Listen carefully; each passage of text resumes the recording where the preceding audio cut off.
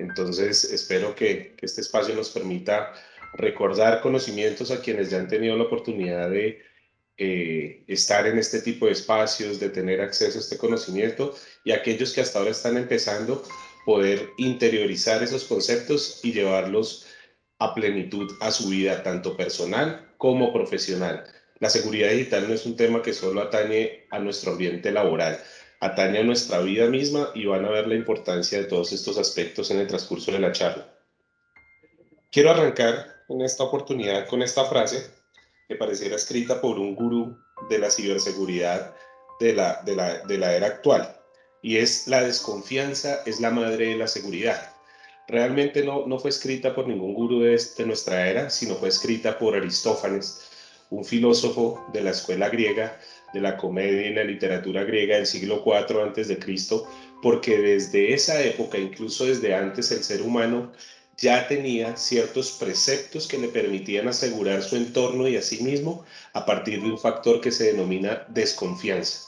La desconfianza que hoy día está aplicando más que nunca en todos los ambientes cibernéticos, en todos los ambientes digitales, en el ciberespacio y en todo el entorno que desarrollamos a través de las nuevas tecnologías, dado que los delincuentes y la cibercriminalidad está ahí. Entonces, así como somos desconfiados cuando salimos a un lugar que no conocemos, vamos a un sitio a cruzar una calle que puede ser peligrosa y podemos desconfiar de que venga un carro o que venga una persona sospechosa y nos haga daño, eso mismo tenemos que empezarlo a aplicar en el mundo digital.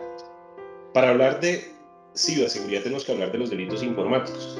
Esos delitos informáticos que definitivamente no son cuestión de estratos, ya no es cuestión de solo las grandes organizaciones, sino que atañe a todas las compañías sin importar su tamaño. Entonces, el cibercrimen tiene un impacto que va dirigido, recordemos, no solo a las grandes instituciones, no solo a las grandes organizaciones, sino a cualquier empresa, incluyendo hoy día a todas estas grandes compañías que se están forjando desde pequeños emprendimientos, que son los principales objetivos por la cantidad de datos e información que manejan. Miremos un poco las cifras. El cibercrimen hoy, para el Foro Económico Mundial, es la tercera economía del mundo. Es decir, si sumamos todo lo que el cibercrimen recauda a nivel mundial en los ataques, el secuestro de información, el robo de datos, la venta de esta información, que ya vamos a ver más adelante cómo la realizan, se estima que a hoy esta es la tercera economía del mundo, pero puede llegar sin problema a convertirse en la segunda o en la primera en los próximos años.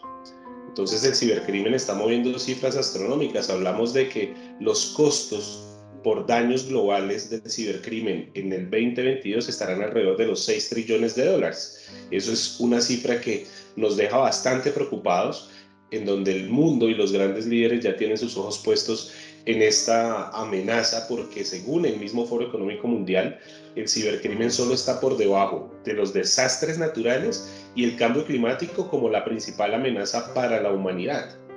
Pero esos valores que maneja el cibercrimen, esos datos, esas cifras tan astronómicas, no solamente se deben en sí a las pérdidas de la información o al impacto de los ciberataques en sí mismo, sino a que también están acompañados de una serie de multas, demandas que pueden traerle a una organización esos impactos que generan los ataques cibernéticos, y también el impacto reputacional que se crea. Por lo tanto, si una compañía hoy se ve afectada por un ciberataque que deje indisponibles sus servicios o que afecte la información de cientos de clientes o miles o millones de clientes, como ya ha ocurrido, pues van a perder uno de sus activos más importantes, y es esa reputación, esa confianza de los clientes. Y por lo tanto, tenemos que ampliar la medición de ese impacto financiero, de tal suerte que en promedio en América Latina, un ataque cibernético le cuesta a una compañía 1.9 millones de dólares. ¿Por qué? Recordemos, no está solo el impacto de la pérdida de la información, el impacto del daño, sino las multas y las demandas. Por ejemplo, en Colombia tenemos una ley que es la ley 1581 de 2012, imagínense, ya va a cumplir una década, de protección de datos personales, que establece multas de hasta 2.000 salarios mínimos mensuales legales vigentes. Eso quiere decir que a una pyme, a una MIPYME, podría establecerse una sanción dependiendo de una exposición de datos que podría llegar a los 2.000 millones de pesos, lo que la podría dejar en una situación de crisis. ¿Qué ocurre en nuestro país con el cibercrimen? ¿En dónde se ubica? ¿Cuáles son los lugares en donde más impacto se genera sobre el mismo o desde el mismo? En las ciudades principales. Hablamos de ciudades como Medellín, Bogotá, Cali, Bucaramanga, Barranquilla. Y eso tiene una relación directa con la densidad poblacional y con el nivel de penetración en el acceso a Internet. Quiere decir que en estos centros urbanos, en estas grandes ciudades, es en donde hay mayor posibilidad de acceso a Internet, mayor densidad poblacional, lo que es directamente proporcional al crecimiento del ciberdelito. Hoy día vemos que esa capacidad que está adoptando poco a poco nuestro país en que la penetración de Internet llegue a todos los municipios va a ir directamente alineado también con la posibilidad de que desde allí se empiecen a generar crímenes cibernéticos y delitos enfocados en el ciberespacio. Por lo tanto, esto es directamente proporcional. Ahora bien, ¿quiénes siguen siendo los más afectados con este delito informático que se genera en las ciudades principales? Las micro, pequeñas y medianas empresas. Entonces, retomamos eso de que decíamos al principio, y es que esto no es cuestión de solo los grandes o las grandes corporaciones. Esto afecta a cualquier tipo de entidad sin importar su tamaño. De tal forma que una MIPYME que sufre un ataque cibernético en promedio no puede sostener su negocio más de 6 meses luego de sufrir ese ciberataque. ¿Por qué? Recordemos, multas, pérdida de reputación, sanciones, demandas, litigios, etc. Recordemos que Colombia, así como toda la región andina y Latinoamérica en general, el tejido empresarial está compuesto en más del 90% por MIPYMES. Solo entre el 8 y el 9% se considera gran industria. Entonces, fíjense que tenemos que romper ese paradigma de que esto es cuestión de solo las grandes organizaciones y tenemos que empezarlo a interiorizar para cualquier tipo de entidad, incluyendo nosotros mismos. Estas son algunas estadísticas del crecimiento que se tuvo al cierre del año pasado en lo que tiene que ver con noticias criminales asociadas a delitos informáticos. Esto es una tabla derivada de estadísticas de la Cámara Colombiana de Informática y Telecomunicaciones, la CCIT, que fueron entregadas por la Fiscalía General de la Nación en su momento y que muestran el crecimiento casi en proporción de 4 veces lo que pasó en el 2020 frente al 2021. Fíjense que la cantidad de noticias criminales pasamos de tener 5.100 a tener 20.500. Y de ahí hacia abajo están tipificadas todas esas conductas delictivas a través de medios informáticos como la violación de datos personales, la suplantación de sitios web, acceso abusivo a sistemas de información, el hurto por medios informáticos, que crecieron proporcionalmente de un año a otro. Ahora, ¿qué va a pasar cuando cierre 2022? Que estas estadísticas seguramente van a crecer. Y van a crecer porque tenemos en este momento un impacto bastante importante local y regionalmente. Cuando hablamos del impacto regional, nos tenemos que remitir a que así como el crecimiento de Internet en la penetración del acceso al mismo en nuestro país hace que empecemos a tener ciudades que no son principales, que empiezan a tener una cobertura de nuevas tecnologías, de desarrollo tecnológico, acceso al ciberespacio mucho más amplio. Eso mismo ocurre en el mundo con algunos países que se van convirtiendo en superpotencias en el ciberespacio. Entonces tenemos en este caso a las consideradas economías BRICS, de las cuales hacen parte países como India, China, Sudáfrica, Brasil y Rusia. Desde estos países se están generando la mayor cantidad de ataques cibernéticos hoy en el mundo. ¿Qué quiere decir esto?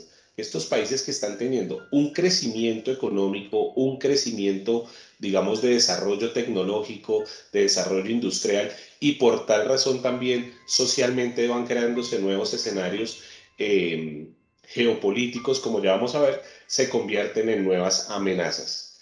De tal forma que esos riesgos cibernéticos, es decir, los riesgos del ciberespacio, hoy día están entrelazados con lo que se denominan riesgos geopolíticos.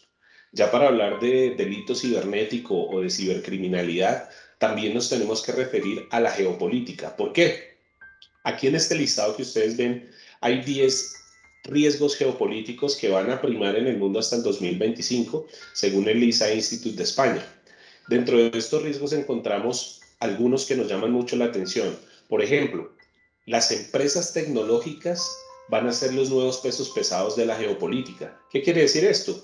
que lo que haga Facebook, lo que haga Google, lo que haga Amazon, lo que haga Apple, etcétera, va a incidir directamente en lo que ocurre en los distintos países y en los distintos conflictos que se puedan derivar de ello.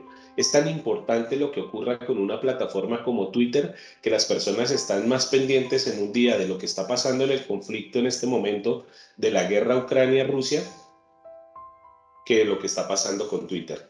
Eso es un llamado a que tenemos que ser conscientes de que la tecnología ya juega un rol fundamental y de impacto primario en nuestras vidas. Un segundo aspecto que quiero resaltar de esta lista y que lo hemos escuchado mucho estos días es el concepto de la guerra híbrida.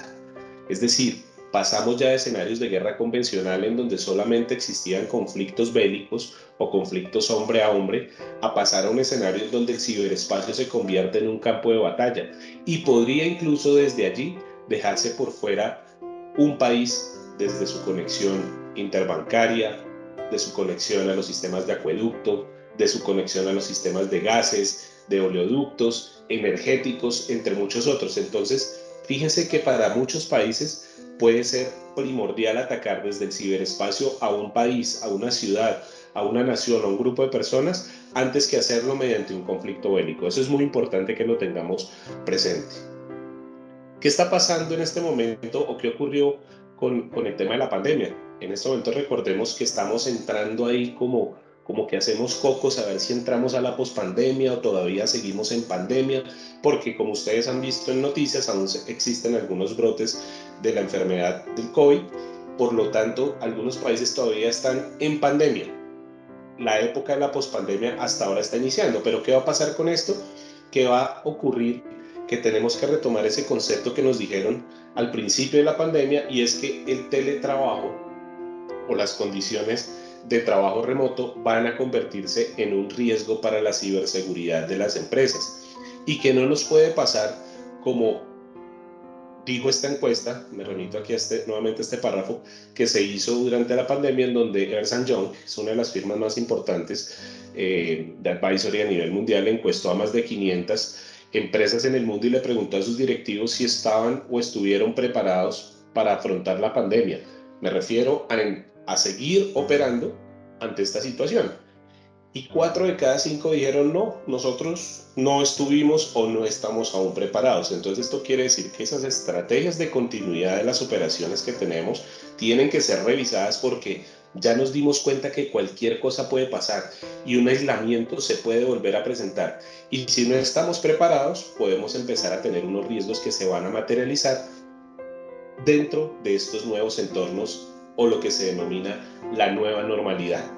Hoy día, por ejemplo, para hablar de la nueva normalidad tenemos que hablar desde el trabajo en casa. Muchas compañías, muchas instituciones han optado por enviar a sus trabajadores a operar directamente desde sus viviendas. Otros están combinando el trabajo en oficina con unos días de trabajo desde casa. Por lo tanto, se abren nuevas posibilidades de ataque para las estructuras cibercriminales y es aprovecharse de que ese grupo de personas que está ya no dentro de las oficinas e instalaciones con los controles que existen tradicionalmente en una organización, sino que están en su casa, allí ya no los tienen. Allí el único control y el más importante es la conciencia de cumplir con las políticas que se han establecido para ese teletrabajo y de que las condiciones de conectividad desde la casa, desde el sitio remoto, sin importar cuál sea, desde donde nos estamos conectando a nuestras redes, sea seguro. ¿Por qué? Desafortunadamente, los fraudes en línea siguen aumentando, siguen basándose en ese miedo y en esa incertidumbre que no solamente existe hoy día por la enfermedad del COVID, existe porque hay un conflicto geopolítico, porque hay conflictos sociales, porque hay nuevos brotes de epidemias. Hoy día hay uno que está causando mucho impacto en las organizaciones porque están llegando demasiados correos electrónicos con información falsa con el fin de capturar la información de las personas, y es la viruela del mono. Entonces ya no llegan correos con el señuelo del COVID, sino con el de la viruela del mono y muchas otras cosas. A ese miedo que se utiliza para propagar mensajes, noticias falsas, correos maliciosos, se le denomina fearware. Fearware por la palabra miedo y software en inglés. Es ese miedo a través de programas maliciosos. Y en general, que siguen existiendo condiciones de teletrabajo que no han sido planificadas ni controladas adecuadamente. Es decir, simplemente se abrieron las puertas para que nos pudiéramos conectar desde Internet, pero eso es como irme y dejar la puerta abierta de mi casa por si alguien necesita entrar. Eso no puede pasar, tiene que seguir existiendo una restricción y un control de acceso, como ya vamos a ver más adelante. Hablemos un poco rápidamente de la evolución del delito informático. El delito informático ha evolucionado a partir de los años en distintas formas. Desde los años 80, cuando se tuvo el primer gusano o el primer software malicioso, que fue el gusano Morris, que correspondió en ese momento a un software con el que se quería probar la velocidad de Internet en una de las universidades más prestigiosas de los Estados Unidos, que es la Universidad de Cornell, se salió de control y el programa se empezó a propagar y se empezó a instalar sin autorización en todos los equipos de cómputo que estaban conectados a la red, lo que causó uno de los primeros ataques cibernéticos no intencionales, pero que mostró que se podían crear programas que afectaran la comunicación y que interrumpieran los sistemas informáticos. De ahí hasta nuestra era se han implementado nuevas tecnologías, el Internet ha aumentado en velocidad de manera progresiva año tras año para que hoy estemos llegando a unos escenarios en donde los ciberataques tienen un nivel de sofisticación tan amplio que ya están al mismo nivel de los ataques militares en el mundo cibernético. Es decir, una persona desde su casa puede generar un ataque cibernético de la misma magnitud que lo haría un cuerpo de defensa de un estado, de una nación o de un país. Estamos al frente de la evolución del crimen cibernético gracias a la evolución de las nuevas tecnologías. Y aquí ocurren dos cosas. Así como el cibercrimen es directamente proporcional a la evolución de las tecnologías de la información y las telecomunicaciones, nosotros somos más dependientes cada vez de esas nuevas tecnologías. Por lo tanto, aquí debemos empezar a ver que el concepto de transformación digital que hoy tanto escuchamos, que tanto se profesa por ahí, no es solamente llenarnos de tecnología y comprar y comprar y comprar. No, es parar, entender cómo esa tecnología me ayuda para mejorar mis procesos, para mejorar mi vida, cómo puede generarme un riesgo y empezar a controlarla. Es decir, transformar ese concepto del uso de la tecnología meramente funcional a un concepto absolutamente integral, involucrando la seguridad en el uso de esas nuevas tecnologías. Hablemos un poco de esos principales ataques y en donde nosotros estamos empezando a ser presa fácil. El primero de ellos es el phishing. Es uno de los ataques más relevantes dentro de todos los ataques cibernéticos, como vamos a ver, y uno de los más utilizados por la ingeniería social, que ya vamos a hablar en detalle más adelante de ella.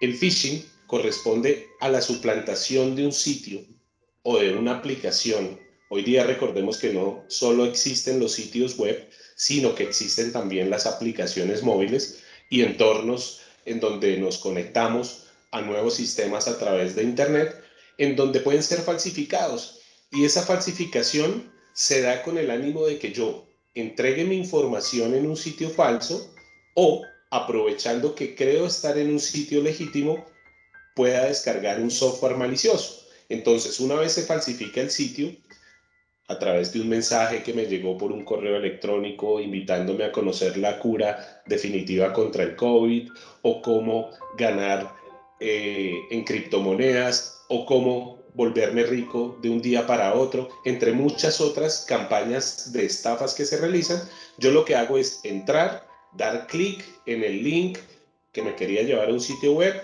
llegar a ese sitio web y sin darme cuenta esperar a que se instale un programa malicioso en mi equipo o entregar mi información si es que ese supuesto vínculo me llevaba a la página de un banco o de alguna entidad donde yo quería hacer una transacción. Y finalmente le estoy entregando al ciberdelincuente toda mi información y él se encarga de utilizar esa información de una manera inapropiada y de una manera en donde el único afectado voy a ser yo.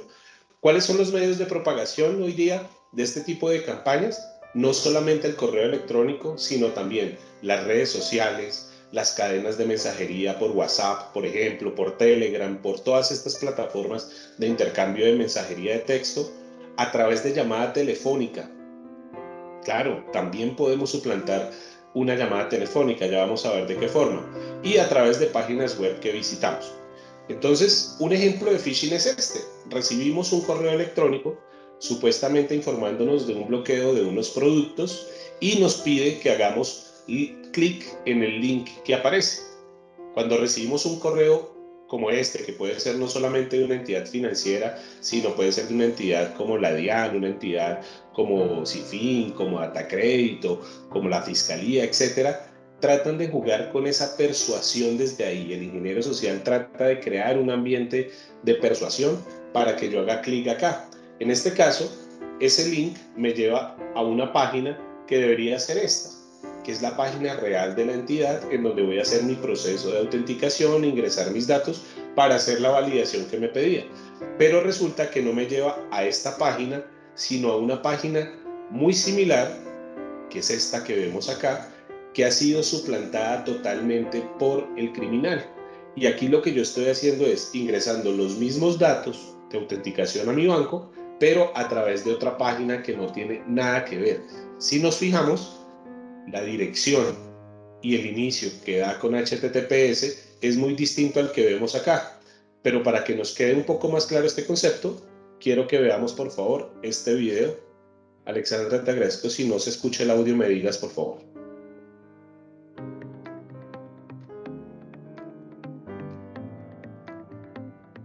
¿Te has fijado en el icono de un candado que aparece junto a la URL de algunas webs? Pues ese icono indica que la web contiene un certificado digital que asegura que la comunicación que se establece entre un usuario y el servidor de dicha web está protegida al viajar la información de manera cifrada. Además, se asegura su integridad, es decir, que no se manipula la información y se garantiza que no estamos en un sitio falso. En resumen, los certificados digitales aseguran que la comunicación que hay entre un usuario y el servidor de la página web está protegida.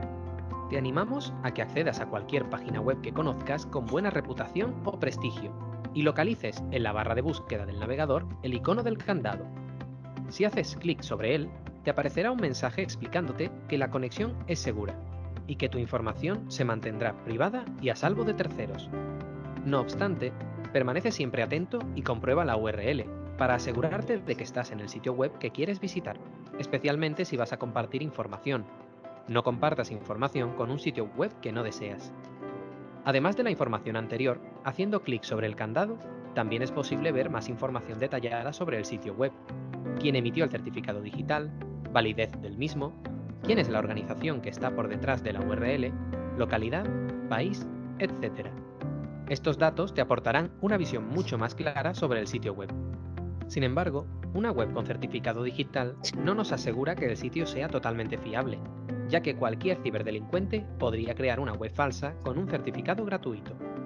Como prevención, la mayoría de los navegadores exige a los sitios web que utilicen certificados expedidos por organizaciones de confianza. Recuerda, la próxima vez que vayas a visitar algún sitio web, sigue estos consejos. Comprueba que se trata de una página web segura que cifra las comunicaciones, es decir, la URL empieza por HTTPS. En páginas que no visites habitualmente, revisa los datos del certificado haciendo clic sobre el icono del candado para asegurarte de que estás en el sitio web que quieres estar y que éste pertenece a la empresa que dice ser. Esas son algunas de las recomendaciones frente al phishing y a la identificación de las páginas falsas que es importante que conozcamos y que no nos confiemos únicamente de la apariencia que nos muestra esa página o esa aplicación. De ese phishing, que es uno de los vectores hoy día, el principal vector para la materialización y propagación de ataques cibernéticos, se derivan otros como el phishing. El phishing es una variación que está enfocada en la suplantación a través de llamadas telefónicas. Gracias al desarrollo de la inteligencia artificial, el aprendizaje de máquinas, entre otros, se logra ya suplantar la voz de una persona en más de un 95%. Por lo tanto, en las organizaciones se están dando muchos casos en donde se reciben llamadas supuestamente de altos directivos que presionan la realización de transacciones a cuentas no autorizadas o a envíos de información confidencial no autorizados a personas desconocidas, y lo hacen a través de la suplantación de una voz que se logra por medio de inteligencia artificial. Esas voces, que al principio pueden sonar robóticas como esta que tenemos acá, Damas y caballeros, genuinamente esto es una voz falsa creada por inteligencia artificial. se pueden ir refinando de tal manera que yo, con una grabación de una persona a través de una llamada telefónica o una grabación que hago sin autorización de ella, de su voz, lo proceso en una de estas plataformas y puedo empezar a obtener voces un poco más claras, como por ejemplo esta. Y esta es una voz más elaborada, gracias a mi ambiente. Todos somos ciberseguridad. Este tipo de técnicas hoy día están siendo ampliamente utilizadas. En el año 2021 se dio el primer fraude gigantesco a través de esta técnica. Un banco en los Emiratos Árabes recibió una llamada supuestamente del vicepresidente financiero, quien se encontraba en los Estados Unidos en ese momento, solicitando una transferencia de 3.5 millones de dólares a una cuenta en un lugar distinto, a un partner distinto del que inicialmente se debía hacer. La persona recibió con tal claridad la llamada de su jefe que hizo la transferencia. Y esto mismo hoy se está utilizando para estafas a muchos niveles en distintas organizaciones. Entonces, esta es una de las técnicas que más están utilizando los cibercriminales, el phishing. Y de ahí se derivan muchas otras que ya hemos conocido, como la estafa nigeriana, que es la supuesta comunicación por parte del heredero de una fortuna, que nos va a compartir una parte de la herencia a cambio de una consignación en una casa de giros, o el mensaje que recibimos por mensajería de texto que se conoce como smishing y que aún seguimos recibiendo, y muchas personas reciben todos los días. Me encuentro con personas que me dicen: Artur, recibí este mensaje, mira, dice que el Grupo Éxito, Presidencia de la República, la DIAN, Ecopetrol me dieron un carro, ¿qué hago? Todo eso es falso, todo eso debe ser eliminado y hacer caso omiso, así como cuando me hacen llamadas también para informarme que he sido ganador de premios, porque nadie en el mundo regala nada y todo esto está enfocado en una estafa. Y el spear phishing, o la estafa tipo BEC, o la estafa del gerente, que es un esquema de envío de correos maliciosos en donde ya los cibercriminales no lo hacen de forma, digamos, abierta, tirando la red a ver quién cae en cualquier parte del mundo, sino que lo hacen de manera dirigida a una organización, suplantando en este caso el correo electrónico de un director, para hacer algo similar a lo que les contaba con el ejemplo de la llamada: enviar una instrucción para la realización obligatoria de una transacción o el envío de una información. Pero al final, quien está detrás de ese correo es un delincuente que logró obtener información a través de otras técnicas y focalizar su estrategia hacia la gerencia. El ransomware, que es uno de los vectores de riesgo más importantes en la actualidad, es el que corresponde a la infección que se da en nuestros equipos por medio de un programa malicioso que oculta nuestra información y nuestros datos, y a cambio de restablecerlos nos pide un rescate, pero ese rescate no lo pide en pesos, ni en dólares, ni en transferencias, sino lo pide en criptomonedas o en criptoactivos, debido a que los criptoactivos hoy día se establecen sobre el ciberespacio dentro de algo que se conoce como la cadena de bloques o el blockchain, del cual también escuchamos hablar mucho, y cuyos identificadores no corresponden más que a una operación matemática que encripta dicha información y que solo tiene acceso a ellos quien tenga la clave. Por lo tanto, yo no puedo decir a quién pertenece un Bitcoin o cualquier otro tipo de criptomoneda. Hay más de 2.500 tipos de criptomonedas en este momento activos en el mundo. El Bitcoin es el que menciono porque es el más conocido y del que escuchamos hablar todos los días. Pero fíjense que el ransomware tiene como vector de propagación el mismo phishing. Un usuario recibe un correo o recibe un mensaje que trae un archivo o que me lleva a una página donde descarga un archivo. El archivo, a veces sin que yo me dé cuenta, se instala en mi equipo y al final voy a acceder a mis archivos y lo que recibo es un mensaje extorsivo pidiéndome recompensa por mi dinero, en el cual me puede abrir un mensaje como el que está en la parte izquierda. Esto es un video real de cómo llega el mensaje para este virus que trae un software que secuestra datos que se llama Jigsaw, en alusión a la película, y que pide explícitamente entrar a unos sitios en menos de un tiempo específico para negociar con un cibercriminal el valor que se va a pagar y cómo se va a pagar. De ese nivel de sofisticación y, por decirlo de alguna manera, de descaro, ha llegado el cibercrimen hoy día. De aquí se alimentan esas cifras astronómicas que hablábamos de trillones, billones de dólares, en donde ya el cibercrimen superó a industrias dañinas y que han hecho tanto daño a la humanidad como el tráfico de armas, el narcotráfico o la trata de personas. ¿Y el ransomware cuándo apareció? ¿Apareció en los 2020, en el 2018 o en el 2017, por allá cuando se tuvieron los primeros ataques? No. La primera evidencia de la existencia del software de secuestro de datos se dio en el año 89.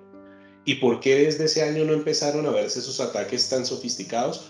Porque se necesitaba una velocidad de propagación del mensaje que encriptaba o que ocultaba la información, y el Internet de esa época no servía para eso. De hecho, el primer ataque se hizo a través del envío de 10 disquetes a una persona que los recibió, los tuvo que instalar en su equipo y luego se dio cuenta que se había ocultado su información y que le estaban pidiendo un rescate por la misma. Esto se dio entre un grupo de investigación contra el SIDA, pero fue muy difícil seguir propagando ese ataque. Hoy día la velocidad de propagación de un mensaje de datos, de un paquete de datos en Internet, es en fracciones de milisegundos. Por lo tanto, cuando llega un ataque de ransomware a una organización, es tan difícil controlarlo. Y fíjense que ya lo vivimos en distintas entidades, en Colombia y en el mundo. Aquí tuvimos casos en el INVIMA, tuvimos casos en el DANE, tuvimos casos en la aeronáutica, en muchas instituciones. Muchos no salen a la luz pública porque se trabajan internamente, pero otros tienen tal impacto y tal magnitud que tienen necesariamente que salir a la luz pública. No solamente para empresas del Estado, sino también para empresas del sector privado. ¿Y el ransomware cuántos daños genera en costos en el mundo? Estamos hablando de que para el 2015 el impacto del ransomware va a ser de 325 millones de dólares cada 2 segundos. Ese es el impacto del ransomware. Fíjense que es tan rentable esta industria que muchas personas no técnicas, pero que gracias a que Internet hoy provee herramientas para personas no técnicas, es decir, ya el conocimiento que se necesita para hacer un ciberataque no es como el que se necesitaba en los años 80, un gran conocimiento. Ahora con el simple acceso a Internet yo puedo entrar, crear mis propios programas maliciosos y hacer una cantidad de daños que obviamente están penalizados por la ley. Recordemos que en nuestro país pueden darnos entre 4 y 8 años de prisión la ejecución de delitos cibernéticos o que atenten contra la información y los datos en medios digitales. Eso sin contar lo que por Código de Procedimiento Penal nos pueden aplicar, pero en el mundo hay condenas que han llegado hasta los 40 años. En este caso, esta es una noticia real de hace un par de meses, en donde un médico estaba propagando un software malicioso para secuestro de información en los Estados Unidos, y en este momento está siendo buscado por el FBI y la Interpol por todo el mundo. Y es un médico, no es un ingeniero. Hoy día el paradigma se rompió. Ya no solamente las personas técnicas son las que hacen este tipo de esquemas de fraude o de delitos cibernéticos. Cualquier persona con alcance a Internet y a los medios digitales podría hacerlo. Otros delitos informáticos en la actualidad son la minería de criptomonedas, que voy a pasar muy rápidamente. Es un concepto asociado también al secuestro de la capacidad de un equipo de cómputo para ponerlo a trabajar para un criminal que haga criptominería ilegal. Este es un concepto en el cual se utilizan los recursos de una máquina para resolver todas esas operaciones matemáticas que les comentaba hace un momento, que componen esa cadena de bloques, y obtener como recompensa fracciones o las mismas criptomonedas. Esto en esencia no es ilegal cuando se realiza con mis propios recursos. Es ilegal cuando yo utilizo los recursos de otros. Y en este caso, el cryptojacking o criptominería maliciosa es eso. Es que un cibercriminal o un grupo de cibercriminales ha infectado mi equipo o los equipos de mi organización, y sin saberlo, cada vez que ellos se conectan a Internet, están procesando y procesando operaciones matemáticas en el ciberespacio, haciendo minería de esos bloques de esa cadena que se compone el blockchain. Entonces ahí es cuando empezamos a ver que nuestro equipo está lento o el servidor se le prende mucho el ventilador y esto está muy lento, pero el equipo es nuevo. Puede ser que nuestro equipo haya sido comprometido con criptominería. No solamente se hace con equipos de cómputo, sino también con dispositivos móviles y equipos de procesamiento de datos conectados a Internet. Otra de las falencias más importantes es lo que tiene que ver con el uso de contraseñas y el reuso de las mismas. Aquí hablamos de un ataque que se denomina el credential stuffing o el relleno de credenciales. Y esto es un tipo de ataque que se da de manera específica sobre bases de datos que contienen usuarios y potenciales contraseñas que eventualmente hemos dejado en ¿dónde? En sitios web maliciosos que han sido falsificados, que suplantaban nuestra entidad financiera, nuestro correo electrónico, la red social a la que más navegamos y en donde dejamos nuestro usuario y nuestra contraseña. Y resulta que basado en esa característica que tenemos los seres humanos de reciclar las contraseñas y los usuarios, se vale este tipo de ataque. Entonces, una vez se obtiene el acceso a la contraseña de Artus Díaz, que es A Díaz, y el password es A Díaz 2022, es usual que yo utilice ese mismo usuario y ese mismo password en múltiples plataformas. Lo que hacen en este caso los cibercriminales es comercializar primero esa información para que otros que tienen una capacidad tecnológica mucho más amplia lo prueben en cientos de millones de sitios en el mundo a ver en cuáles funciona. Y una vez hayan filtrado y definido en qué sitios funciona ese usuario a días y esa clave a días 2022, replicarla y venderla nuevamente para que otros saquen provecho.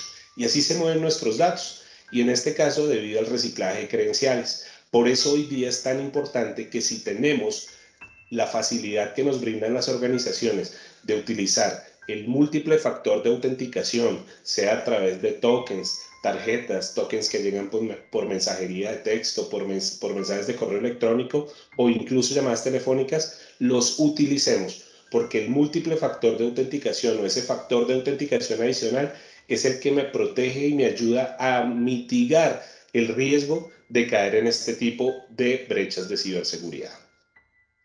Un escenario del que quiero también hablarles hoy día, que se está convirtiendo en un nuevo área, o en una nueva área, perdón, en una nueva arena de batalla contra el cibercrimen, es el metaverso. De este aún hace falta mucho por desgranar, pero vamos a llegar muy pronto a tener una interacción tan amplia con el metaverso por esas nuevas tecnologías que están viéndose de realidad aumentada, las criptomonedas, los tokens no fungibles, la realidad virtual, el 3D, en donde ya organizaciones están creando servicios para que yo pueda acceder a través de un avatar que me representará en ese mundo virtual a servicios que normalmente ejecuto de manera física. Entonces, próximamente, por darles un ejemplo, vamos a ver la tienda de Adidas en el metaverso. Y para ir a comprar a la tienda de Adidas en el metaverso, en donde vamos a tener muy buenos descuentos, vamos a hacerlo con nuestro avatar. Nos vamos a tener que conectar a la plataforma directamente en internet con nuestro avatar, que por cierto también va a tener ropa, zapatos y le podemos comprar todos estos artículos, y vamos a entrar a la tienda de Adidas virtualmente a través de gafas de realidad virtual para mirar qué hay en las estanterías, comprar una camiseta que nos guste, comprar unos zapatos, aprovechar los descuentos y comprar ropa no solamente para el mundo físico, sino también para ese mismo metaverso. Ya hoy día Nike está vendiendo tenis para nuestros avatars del metaverso a $200 para los que les interese. Pareciera absurdo, pareciera un universo distópico para algunos, utópico para otros, pero realmente estamos enfrentándonos a una nueva era de la interacción en el ciberespacio y va a ser el metaverso. Va a ser el mercado con mayor crecimiento y en donde se van a realizar la mayor cantidad de transacciones en el mundo en los próximos 10 años. Entonces, quería mencionarlo para que vayamos empezando a ser curiosos de qué trae el metaverso. Seguramente y ojalá más adelante podamos tener una charla de este tema, pero es uno de los focos de riesgo más importantes. Cuando hablamos de seguridad y de protección de la información, por lo general siempre nos remitimos a estas tres características, que son las que cimentan la completitud de la información que nosotros procesamos, almacenamos, transmitimos, y son la confidencialidad, la integridad y la disponibilidad. Pero pensamos que seguridad de la información y ciberseguridad y seguridad informática, que son tres cosas totalmente distintas, y lo quiero aclarar, la seguridad de la información incluye todo ese gobierno de normas, procedimientos, políticas, estándares que componen los lineamientos que yo voy a seguir para proteger mi información.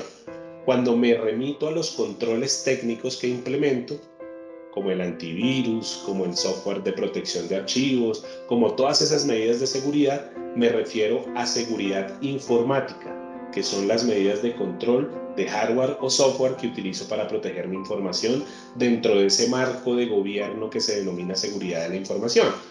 Y como consecuencia de implementar la seguridad de la información y la seguridad informática de manera adecuada, obtengo ciberseguridad.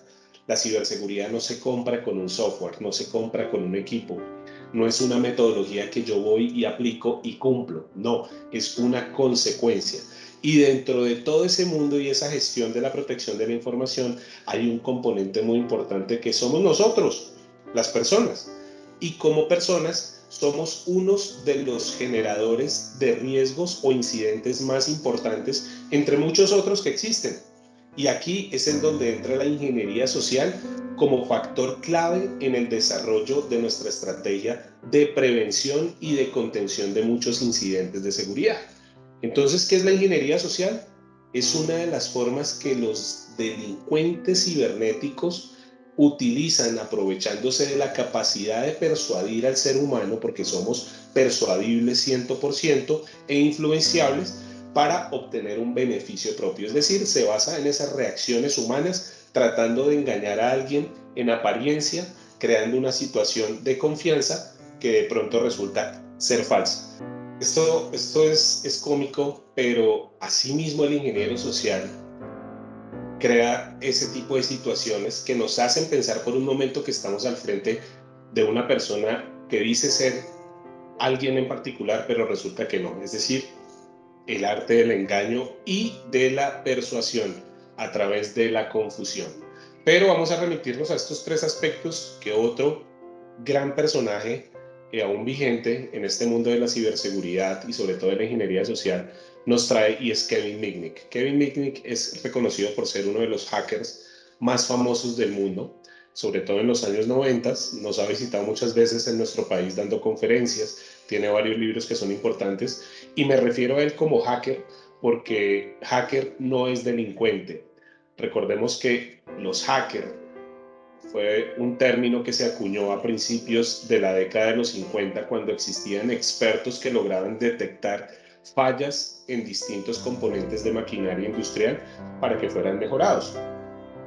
Más adelante, con el pasar de los años y cuando empezó el auge de los sistemas computacionales, en los años 70, existieron investigadores que se dedicaban a buscar fallos, pero para aprovecharse de ellos y cometer delitos, robar información, dañar sistemas, entre otros. A ellos se les denominaba crackers, o dejémoslo en delincuentes cibernéticos o en cibercriminales, pero el hacker como tal, desafortunadamente fue una palabra que se dañó con el tiempo, pero corresponde a un experto en sistemas de información o en cualquier sistema en general.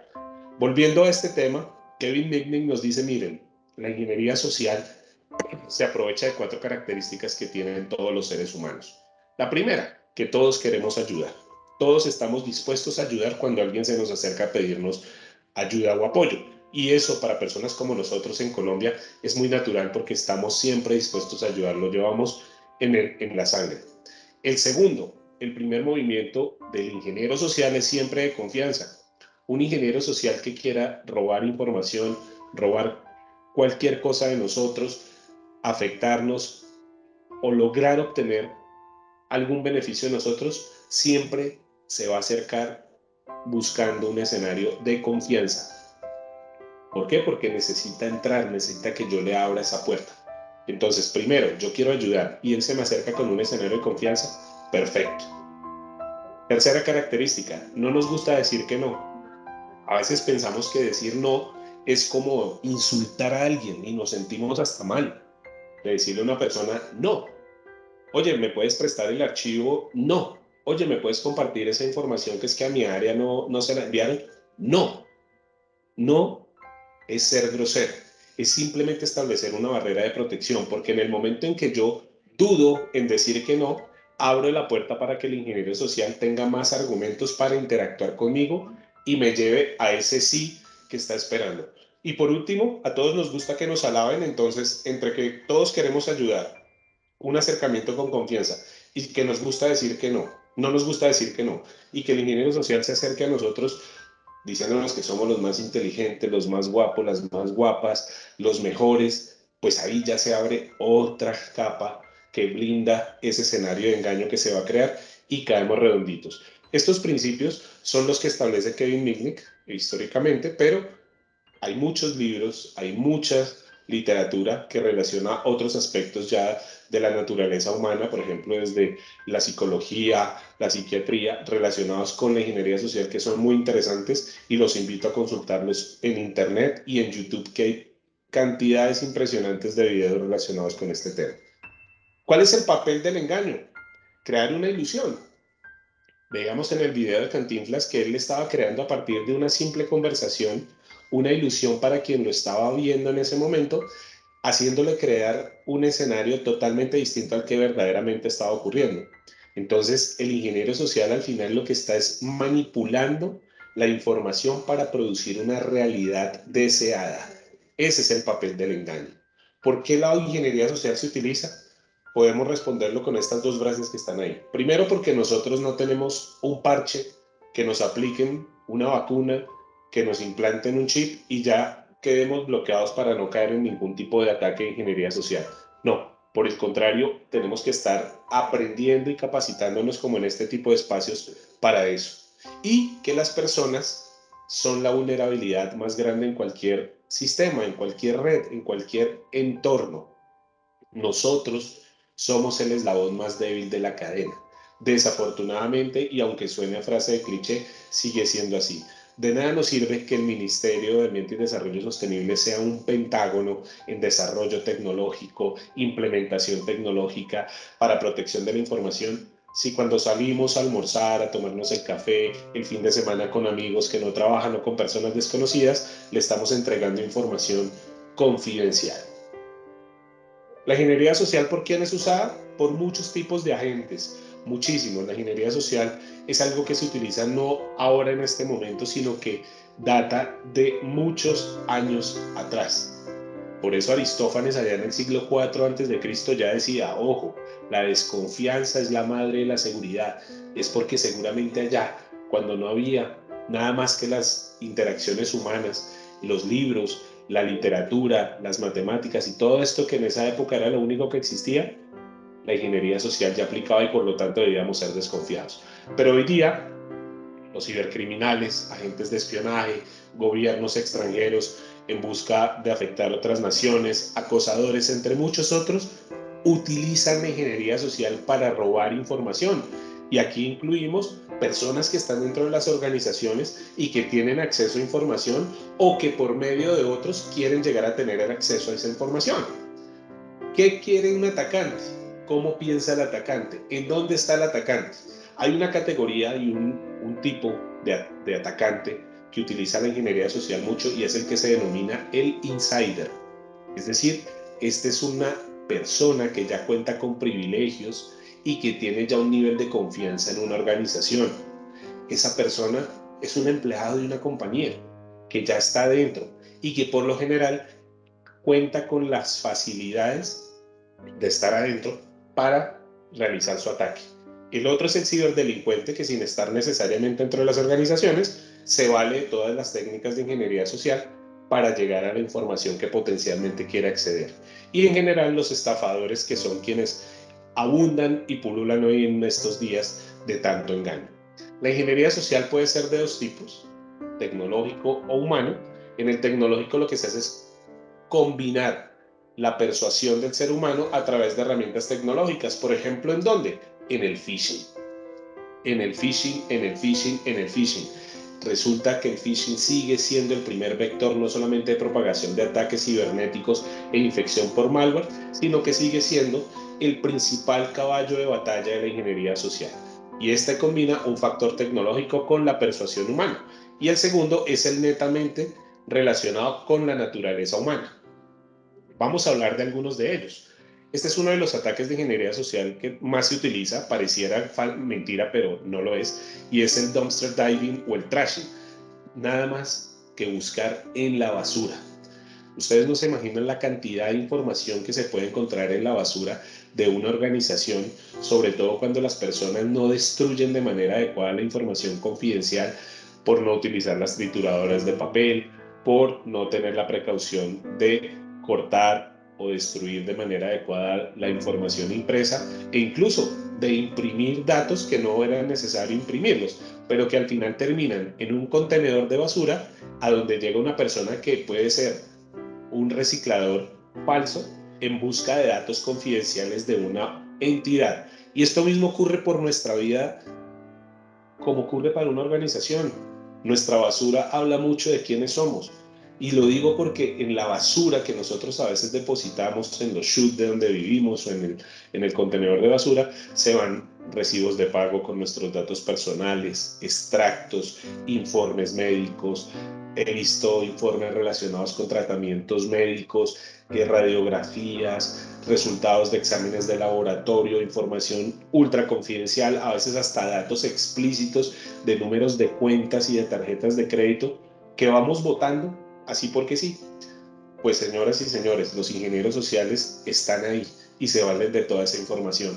Y seguramente ahora cuando pasen por una entidad y pasen por el parqueadero en donde estaba botando la basura y vean esos cúmulos a veces de hojas, de papel en cajas, de cosas sin destruir que se ven, se van a preguntar qué tanta información confidencial puede haber allí y qué tanta información confidencial puedo estar yo dejando en la basura a la vista de personas no autorizadas.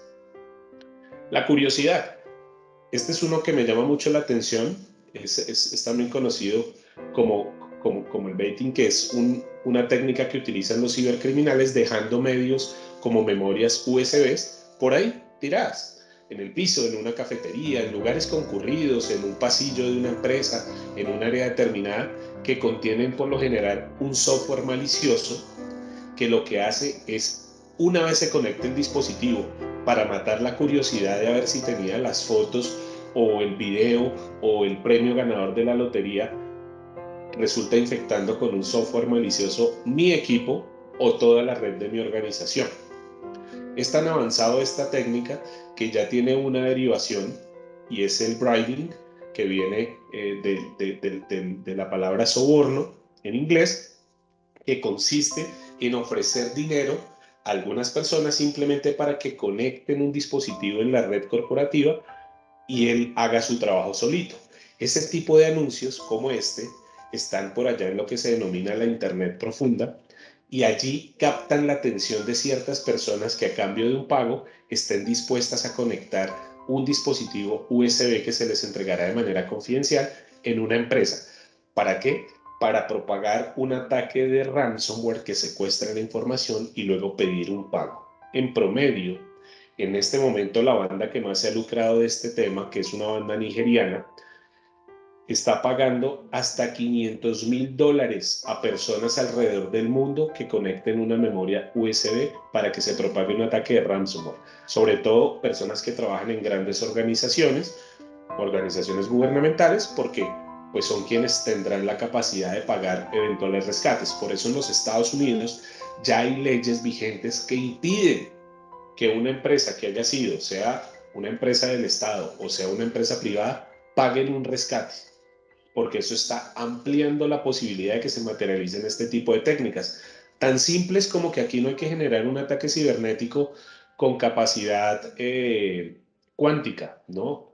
Dejar una USB para que alguien la encuentre y la conecte por curiosidad o pagarle para que lo haga. La suplantación, esto es una de las más utilizadas, que es caracterizar a una persona en un rol que pareciera ser confiable. Se utilizan mucho personas de soporte técnico, gerentes, encuestadores, mensajería, etcétera, para acercarse o tener acceso a una organización. y muchas veces aún cuando es tan fácil suplantar o crear una copia de una identificación de un carnet de una persona. Pero no vayamos tan lejos.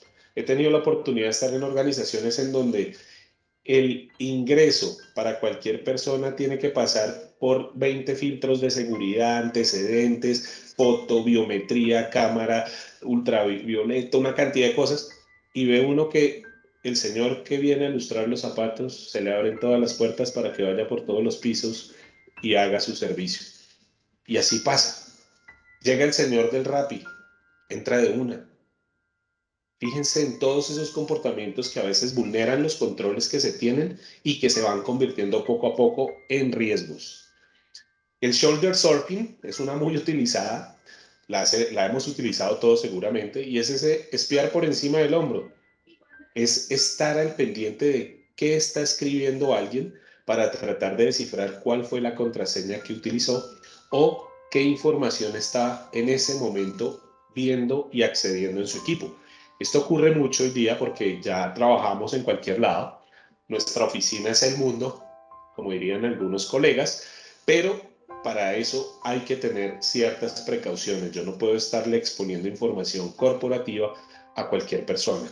Y digo cualquier persona porque esto es muy fácil, sino quienes nos subimos a un Transmilenio y a veces vamos en esa hora pico y vemos que el señor o la señora saca su teléfono y empieza a intercambiar información como si estuviera sola en el mundo o en una burbuja polarizada que no ve nadie, cuando hay más de 10 ojos encima viendo todo su conflicto familiar, su conflicto con su pareja o el intercambio de información corporativa que está haciendo a través de WhatsApp o datos confidenciales, claves, correos, etcétera. Eso mismo es lo que se utiliza en este caso por esta técnica que se llama shoulder surfing, y de ella se despliega otra que es el eavesdropping o live dropping, que es escuchar las conversaciones para recopilar información. Por eso les decía, es un momento, de nada nos sirve ser el Pentágono en tecnología en el ministerio si salimos a hablar a la cafetería, en el bus, con nuestros amigos y con personas no autorizadas de todo lo que ocurre en la entidad o dentro de la entidad por parte de esos insiders que están buscando a dónde pueden escuchar una conversación, incluso para grabarla. Esta es muy conocida, es una que se recalca todo el tiempo y es no dejar desbloqueadas nuestras terminales de trabajo. Dejar desbloqueadas nuestros equipos, así sea por un minuto o incluso en segundos, dan el tiempo necesario para que alguien pueda reenviar un correo, ver información confidencial, conectar un dispositivo USB que haga un proceso automático de descarga de ciertos datos y retirarlo. Y esto está empezando a ocurrir mucho, reitero, en esos entornos de trabajo remoto, en donde me voy para el Juan Valdés, para el Starbucks, para el Loma, para donde sea, el centro comercial, me tomo mi café y empiezo a trabajar feliz de la vida, me voy para el baño, dejo mi equipo desbloqueado, el equipo está conectado a la red corporativa de la entidad para la cual trabajo, con todos los datos abiertos, correo, pero no lo bloqueé. Y alguien llegó, se sentó y obtuvo toda la información. Lo mismo ocurre cuando en nuestro puesto de trabajo, gracias a nuestra ausencia, alguien llega a husmear, pero aparte de husmear en nuestro computador, ve que tenemos papeles, una cantidad de formatos, información clasificada que no debería estar ahí a la vista de todo el mundo y que incluso cuando nos levantamos para irnos, la dejamos ahí hasta el siguiente día y no nos percatamos de que pueden pasar muchas personas no autorizadas, incluso proveedores o visitantes, que podrían simplemente tomar de ese escritorio un archivo, una carpeta y llevarse información crítica para mí y para la organización. Entonces, el Office Snooping se traduce en no dejar desatendida la estación de trabajo y combinarla con mantener ese esquema de escritorio limpio que se debe mantener, no solamente del equipo mismo, sino del entorno de nuestro puesto de trabajo, que es tan importante. Otro de los ataques que utiliza ingeniería social y que es un fraude que está golpeando ya no solamente a nivel corporativo, sino a nivel personal, es lo que se conoce como la suplantación de la tarjeta SIM o el SIM swapping, que es un fraude que consiste en duplicar o clonar la tarjeta SIM de una línea telefónica para suplantar nuestra identidad, utilizar los códigos que llegan a nuestro teléfono, acceder a nuestros contactos y una gran cantidad de cosas que podrían defraudarnos no solamente en información, sino a nivel financiero. Quiero que vean, por favor, este corto video al respecto de ese tipo de ataque para que quede más claro.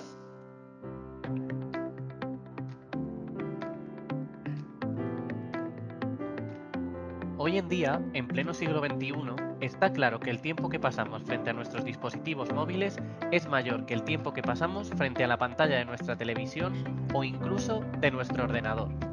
Los smartphones han pasado a tener un rol fundamental en una gran cantidad de actividades cotidianas, y especialmente a la hora de realizar pagos online.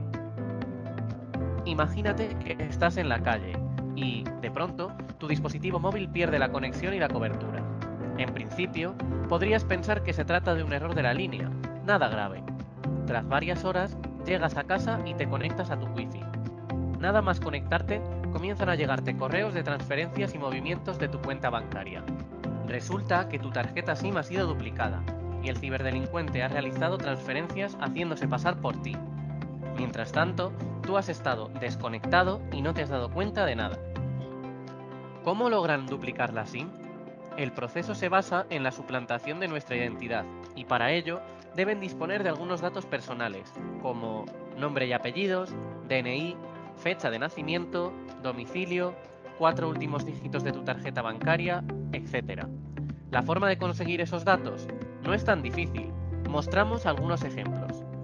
Siendo víctimas de un fraude de tipo phishing, comprando en tiendas online fraudulentas o cayendo en la trampa de algún vendedor o comprador al que facilitamos nuestros datos, compartiendo información personal en nuestras redes sociales, participando en encuestas que prometen supuestos vales de descuento, premios, promociones y regalos, descargando aplicaciones en nuestros dispositivos de repositorios no oficiales a las que se les conceden permisos de acceso a información personal.